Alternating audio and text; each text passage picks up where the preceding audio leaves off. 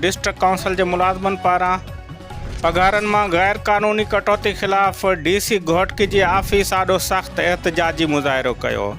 हुन मौक़े ते गुलाम हुसैन महर, सुहेल शाह, हुसैन बख्श महर ऐं ॿियनि मुज़ाहिरीन मीडिया सां ॻाल्हाईंदे चयो त असां पंहिंजी ड्यूटी ईमानदारी सां सरअंजाम ॾेई रहिया आहियूं, पर उन जे बावजूदि असांजी पगारनि मां नाजाइज़ी कटौती कई पई वञे।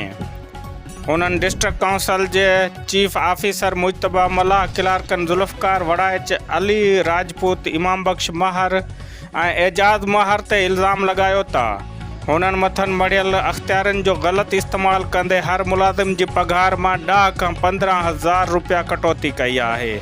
मुज़ाहिरीन डिस्ट्रिक्ट काउंसिल जे चेयरमैन बंगुल ख़ान महर खां मुतालबो कयो आहे त ॼाणायल क्लार्कनि ख़िलाफ़ फ़ौरी तौर ते क़ानूनी ऐं इंतिज़ामी एक्शन खयो वञे ऐं मुलाज़िमनि जी कटियल पघारूं ऐं ॿिया बक़ाया जात फ़ौरी तौर ते अदा कया वञनि। मुलाज़िमनि चिताव ॾिनो त जेकॾहिं खेनि इंसाफ़ न मिलियो त हू पंहिंजे एहतजाज जो दाइरो वधाईंदा।